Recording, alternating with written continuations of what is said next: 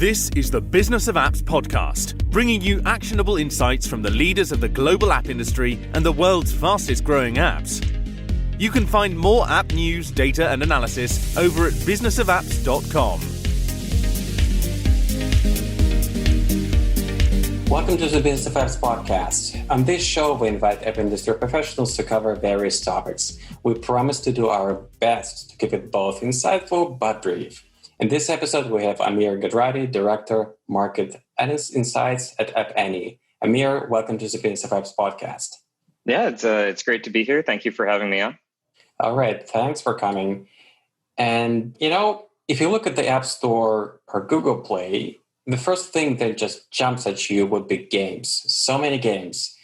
People play games everywhere, and there's a great variety of games on those app stores. In fact, there are more types of games that is actually reflected in those app store structure.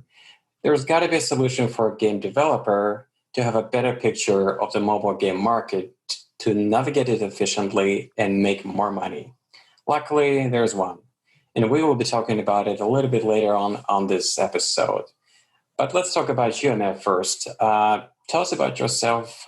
How did you get into the app market analytics business? Yeah, so I've always been interested in analyzing information. I was at Stanford for my undergrad and Duke for grad school, and I was always working on some sort of extremely applied business centric forms of engineering, right? Being able to work with that on kind of the more micro scale there.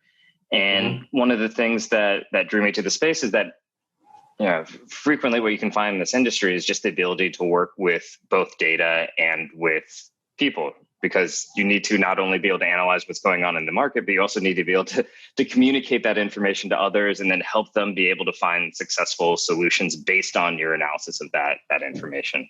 And so when it came time for, looking for various places to work, I was at Comscore before and then wanted to move to a company that was even more focused on mobile, because that's where I saw a lot of the growth coming in the industry, right? We're solving for a lot of things that people haven't actually had to work on before.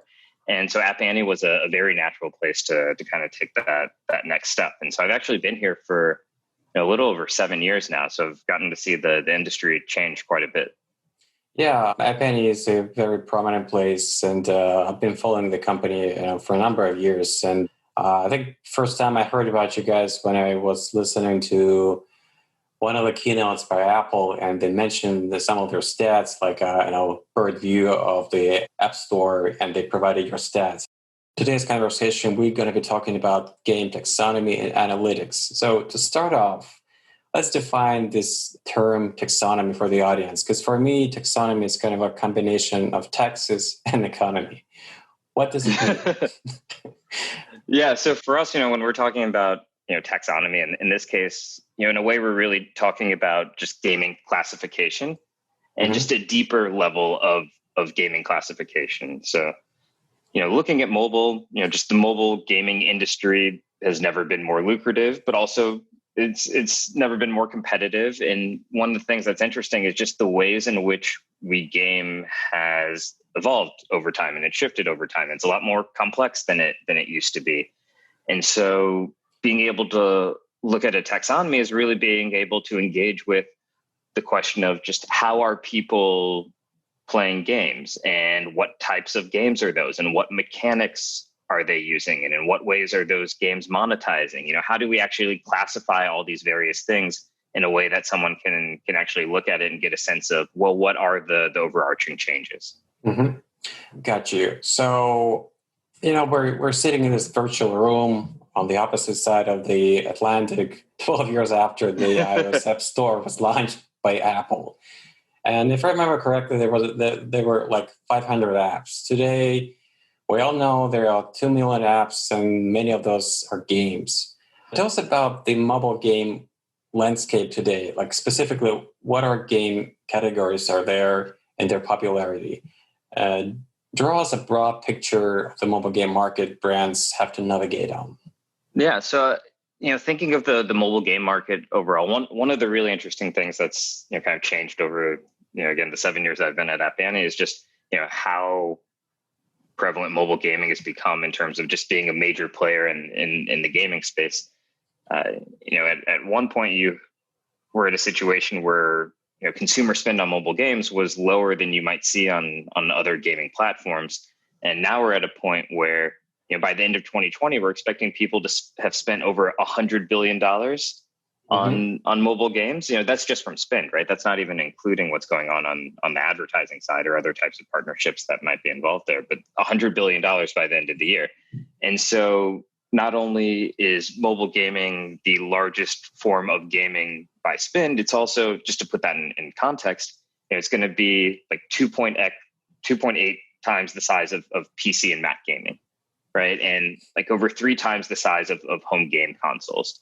So these are really, really big numbers for a category that before, people may have thought of as just more of a casual or informal way of gaming. It's really a platform that has democratized gaming because, as you know, right, the mobile phone is the one device that many people have with them. And so if you're trying to engage with as many users as possible and you're trying to interact with people where they're spending their time, people are increasingly spending their time on mobile. And the devices have become a lot more advanced, right? There's a lot more storage. You're able to just do a lot more. The connectivity is better. So it's lended itself to a situation where you even have examples of cross-platform, massive multiplayer games being played online where someone's on their phone and someone else is on their PC or console, right? So that's the large scale of what's going on. In terms of the categories, you have a couple of ways of being able to approach this, right? There's the more of the hyper casual side or the casual side, in which people are going to be downloading a lot of games. They're going to be kind of cycling through those games over time. They might play one game for a few weeks or a couple months, and then they might move on to something else. And then you're just shifting people between different types of games. And those are going to be shorter sessions. You're going to be able to monetize still through in-app purchases, which is the dominant way of being able to monetize on the platform. And then you have more of the core gaming, right? The heavier sessions, the longer sessions that are more likely to be multiplayer. And those are ones where you're not going to have as many people, but people are going to spend a lot more time in those, and they're more likely to stick with the game for an extended period of time than you would for the casual ones. And the interesting thing is that both of these are extremely popular. It's just that you need to find games that are going to work well for various types of users in the space. And the way that those users interact is going to change, both within categories and also across regions. So you mentioned the in-app purchases as the major driver for this mobile game industry. What about subscriptions? Is there any traction in terms of subscription model for gaming? Yeah, it's interesting because historically in mobile, gaming has been kind of the first mover for basically everything. So when if someone's looking for what's going to be successful in their mobile app, a lot of times even if it's a completely different category, they'll look to gaming and see, well, what mechanisms have they tried, or what have they been doing, and how can I apply that to my business? For the subscription side, we saw it more so first with media. Right, with video streaming and music streaming, and in some cases shopping. You see that more in gaming. Spotify. Exactly. And then for gaming, it's been a little bit of a slower moving component there. And I think a large portion of that is just from the way that we've been conditioned to use games historically. On PC and console side, you can get people that are willing to pay $60 sight unseen for a game, and that's historically been kind of the dominant model for that. And then for the gaming side, so much of it was focused on advertising, especially early on. And not that, there's nothing wrong with using advertising, but people just got used to so many things being available for free. That's even hard to get someone to pay $5 for a game sight unseen on mobile, right? Even if they're paying for a very, very similar experience. And so as a result, the vast majority of the revenue has come from free to download, try it out for a little bit, and then some form of in-app purchase, whether you're paying for the ability to remove ads, the ability to get items that might help you while playing, or other various forms of monetization there. And now we're moving into somewhat of a hybrid monetization where you might have both advertising and in-app purchases as being both important forms of monetization there. But the subscription side, it's one that I'm very interested in seeing how that plays out. It's going to take a while because you have to basically shift all of those habits from what people were used to before, where they're not necessarily willing to pay as much. And so it's going to take time. It will help if they're able to do more forms of bundling, right? Because I mean, you've seen with these various services that you can have, your music, your video, your news, maybe all packaged into one. And then you could also have gaming in there. And then if people have access to it already, through some sort of discount for their overall services being purchased together, they would actually be able to try out new types of gaming. Because the one downside to in-app purchases and advertising in terms of forms of gaming is those work best with certain types of gaming. They're not going to work well for every single game that someone would want to make. And so the subscription side really opens up the opportunity for new types of games to be able to find success and being able to continue to produce games of that type for a longer period of time. So in a way, it should help the overall market. It's just going to take us a while to get there. I see. All right. Now, as we've painted the broad picture of the mobile game market, let's talk about issues on it. So what kind of problems brands and developers have with the current classification of mobile games on the App Store and Google Play Store? What is missing? I mean, so there's definitely a few things going on. One is just that, there's multiple stores. And each store has its own form of classification, and things are not going to be consistent across the stores, right? That's the big one. Is just it's not going to be apples to apples. The other thing that the stores are doing, and it's designed specifically this way, is that the store categories are for consumers, right? The store categories are made in a way that you're supposed to kind of browse through things that you might be interested in and find games that fit the categorization that you might be looking for and being able to download that game. So if you think about what's going to be for consumers, right, that's going to be significantly fewer categories. You're not talking about mechanics. It's not made for analysis. Yeah, exactly. This is just for a regular user that by definition, it shouldn't be complex, nothing extra that is not relevant to a regular person just holding his phone and looking for a game to play, right? Exactly. And then you also then you also have the ability where the publishers themselves kind of determine which category that they go into, which means that, again, they might not pick the same category for each country, or each competitive set might not necessarily classify themselves the same way. And this was something that was maybe a little less noticeable before. And they will add in categories over time and change things. But again, as we were saying, if you want it to be useful for consumers, you can't go to the complexity of what's going on in the stores right now. I think there's somewhere in the neighborhood of 20 to 25 games, game categories across iOS and Google Play. And that's not necessarily going to be able to cover the depth and the breadth of what's going on in gaming, especially because more hybrid forms of gaming are becoming popular today. All right. I saw you guys at App Annie have recently launched a new tool, Game IQ. So my understanding is that this is your way to give app developers and brands a hand with this out-of-control game taxonomy, to bring more order, more hierarchy. So how does it work? How does it help game developers to actually see a more complete picture of the game industry and be more efficient on it? Yeah, so I was talking about how iOS and Google Play, they're going to have closer to 20, 25 various game subgenres, I guess I could call them. For the App Annie side, we're getting much more granular with Game IQ. So at the highest level, we're breaking down the structure. You can actually see how all these various game subgenres are going to funnel up. So we kind of split things at the highest level across casino games and core games and casual games, right? Those are kind of the big three buckets.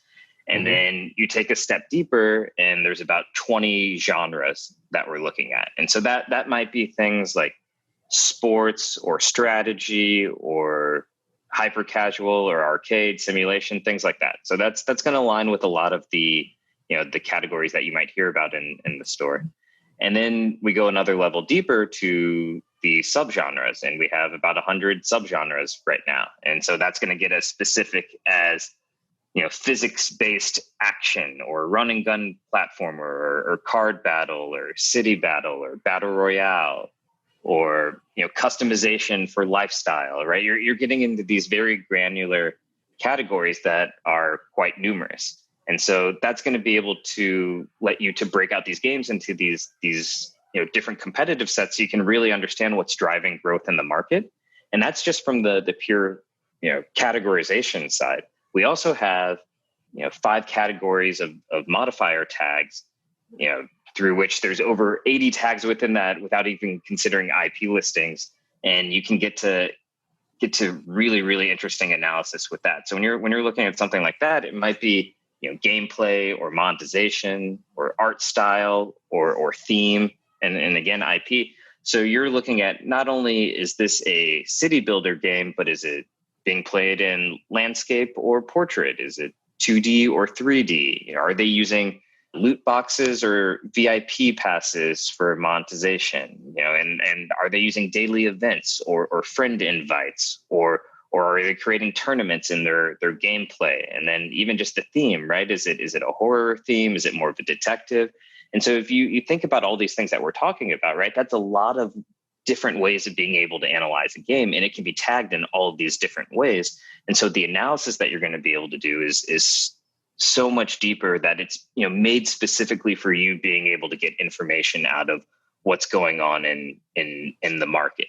And that's something that hasn't really existed before, right? So we're creating something that's useful for developers, useful for publishers, but what's really exciting about it is that it's creating a way that is going to help people understand things that they never could have been able to figure out before, because it would have been so costly and so manual to keep up with an industry that is not only millions of games, but continuously adding new games over time, and games are continuously changing their mechanics. So we've created an industry standard to help people being able to find out what's going on, but then they can also do their own custom classifications if they want to keep track of things in their own way.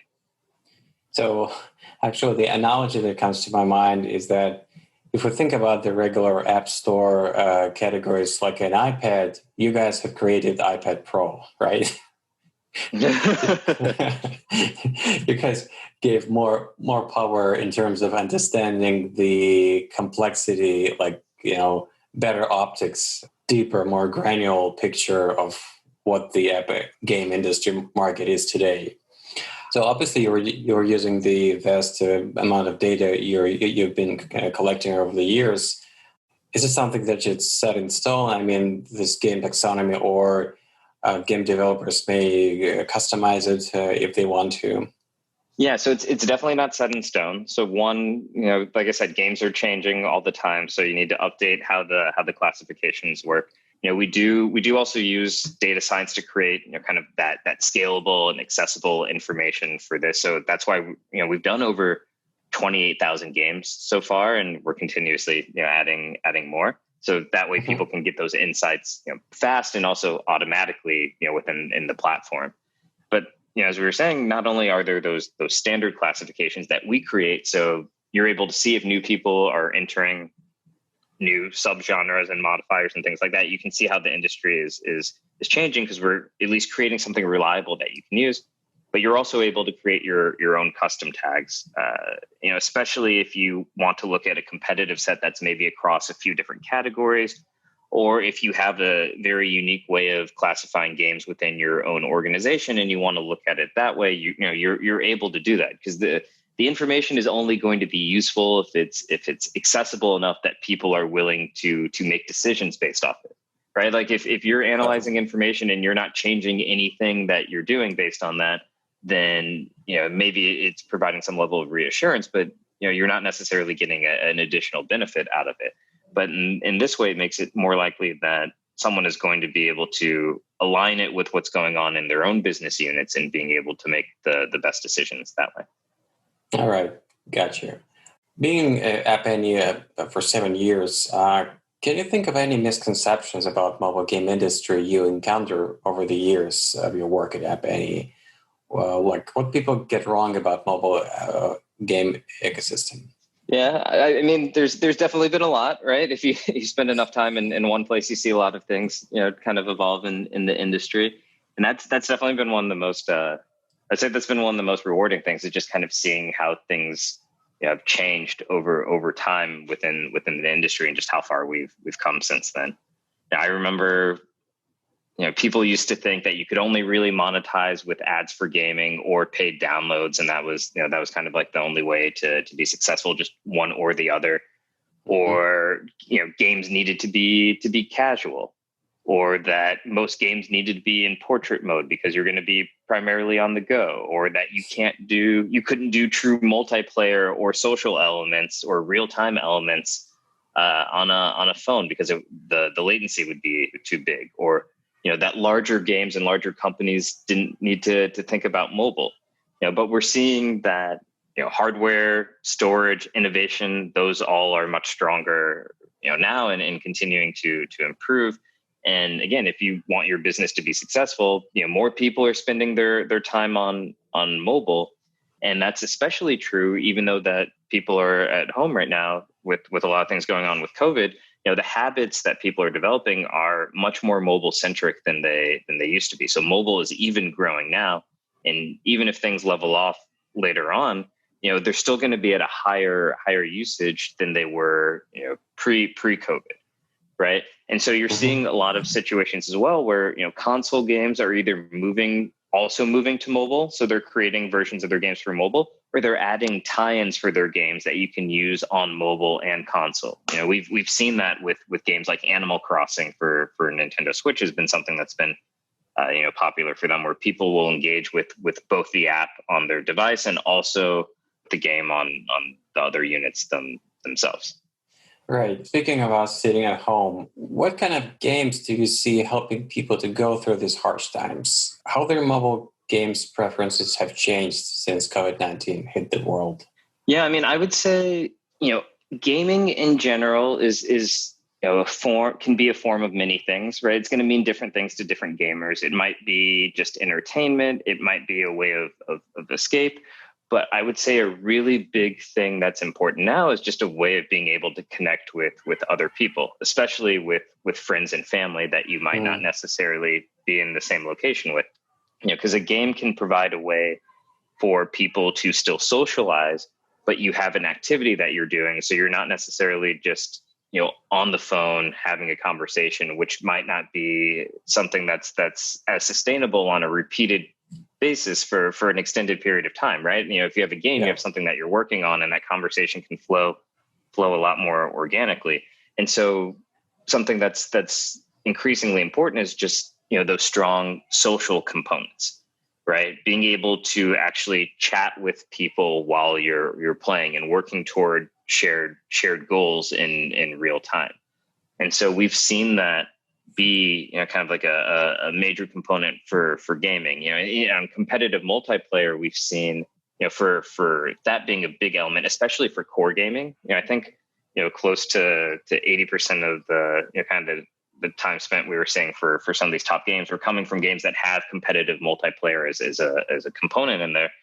And it went from something that was more of a nice to have or somewhat of a differentiator to this is an extremely important part of your game if you want people to keep playing it for the long term, right? Because if people feel like they can't get the things they need out of the game from your game, they might go play someone else.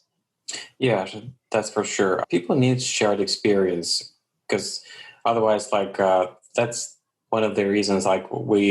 You have to some topic to talk about. When you're having a shared experience, being on a trip, going to a movie, to a restaurant. When you don't have all these things, you got to have something to talk about and distract yourself from your harsh thoughts about the current situation. So gaming, that's a good way of being distracted, sit together. Yeah, not in the same place, but essentially doing the same thing you would be doing sitting next to each other, right? Yeah, exactly. And that's Battle Royale was already growing before COVID. That had already been a quickly rising category ever since PUBG a couple of years ago. But it's been especially important now.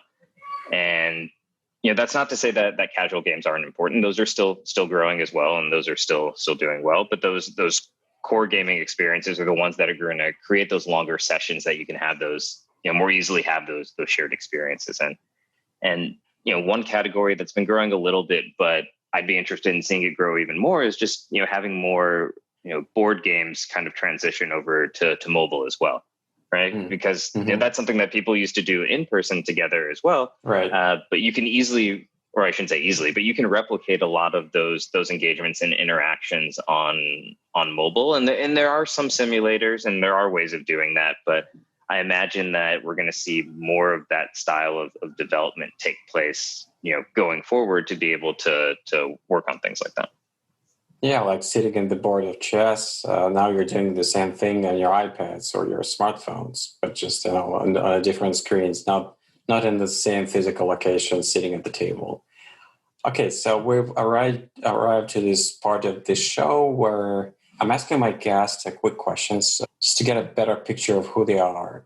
All right. So, question number 1: are you iOS or Android person? Well, as someone who works in mobile, I am both. So I have I conveniently have multiple devices, so I can see what's going on differently across the store. So I always have both. All right. So you're not leaning towards one or the other. All right. Okay. Taking the best from both worlds. Do you remember your first mobile phone? Yeah. I had used other mobile phones before, but the first one that actually belonged to me, I think it was, it might have been the E700. I forget, but I think it was a Samsung phone, but it was a a T9 flip phone on Sprint that I had, and that was the very first mobile device, and I. Back when T9 seemed like something that was very advanced technology for us, and everyone was perfectly fine hitting the same number 3 times to get one single letter and things like that. My interestingly enough, my first smartphone, I believe, was the Samsung Instinct. I don't know if you remember that device, but I think that came out around the same time, or maybe a little after the iPhone.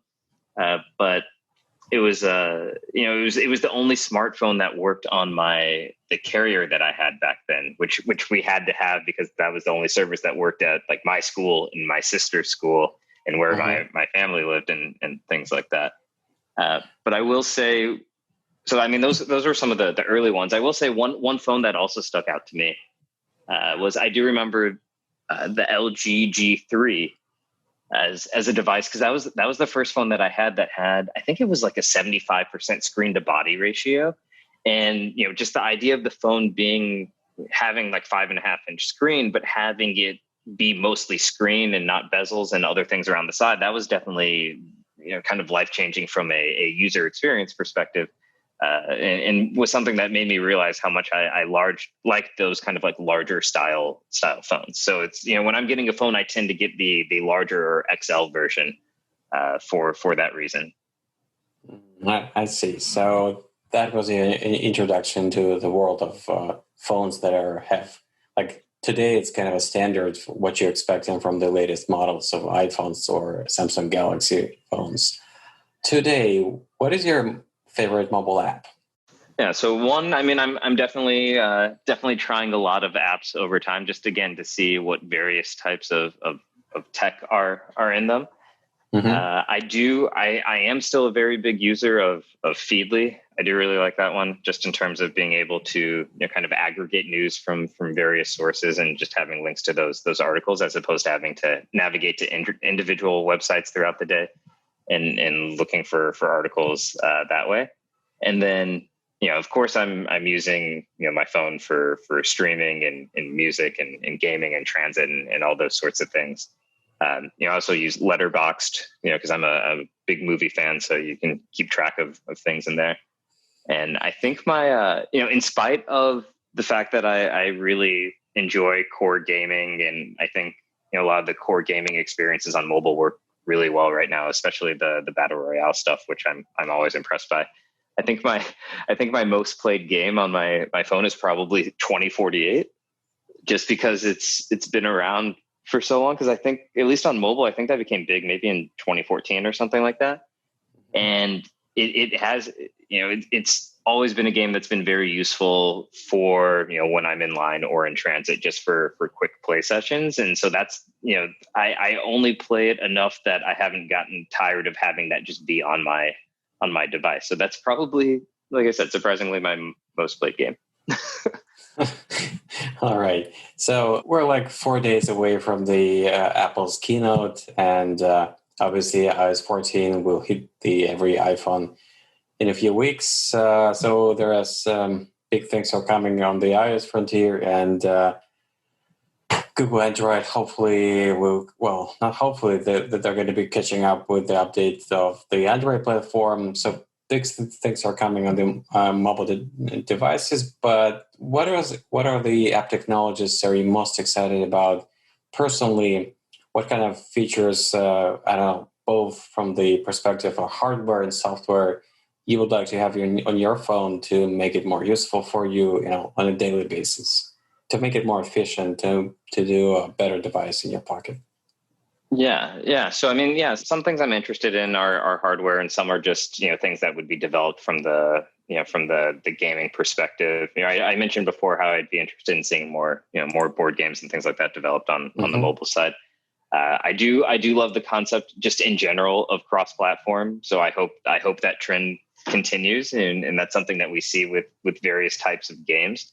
And I'm also a big fan of, kind of seeing what we're able to achieve with cloud gaming as well. The idea that you can take this device with you and maybe use a very, different type of controller or something else with whatever location you're at. Being able to have games as something that is easier to travel with, right? And so you can keep playing the same things you're interested in when you're on the go, as opposed to, having to switch up, what you're playing when you're not at home. From the AR perspective, that's one that's always interesting, because I know that's an area where the technology continues to get better. I'm interested in seeing, if there are types of games that we can make that are going to become popular for AR that don't necessarily involve, travel or your arms necessarily getting tired, because it's a little hard to keep your arms pointed at a table for a 10-minute period of time. I would recommend someone try that and just see how long they're able to kind of hold that position. Maybe that's a good COVID internal exercise. But I'm interested in seeing like what sort of things we're able to do there. And again, the subscriptions, we talked about that a little bit. And then, hybrid gaming is like having different types of gaming mechanics from categories that you don't necessarily expect. So, you can have more, casino elements in core gaming or puzzles or other things like that. Just different types of gaming categories kind of coming together to create something new and unique, so that you're mixing up the gameplay while you're going through it. And then, other hardware ones, I'm interested in seeing, what's going to happen with some of these, foldable phones, right, with the extended screen, because then, we've gotten to a point where you're streaming so much content on your devices that, a lot of times the larger screen is good, and being able to have a screen that expands, without necessarily taking up that much more space in your storage areas, which might just be your pocket, right? Having something like that would be interesting. So definitely want to see how some of those technologies play out. And of course, right, just like 5G, just better connectivity across the world over time is always good.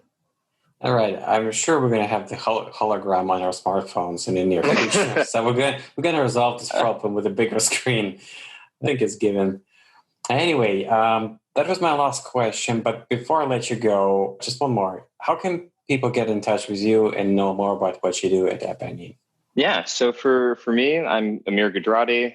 I work at App Annie, so I'm very easy to find on LinkedIn, because I'm the only person with that name at the company, so that shouldn't be too hard there.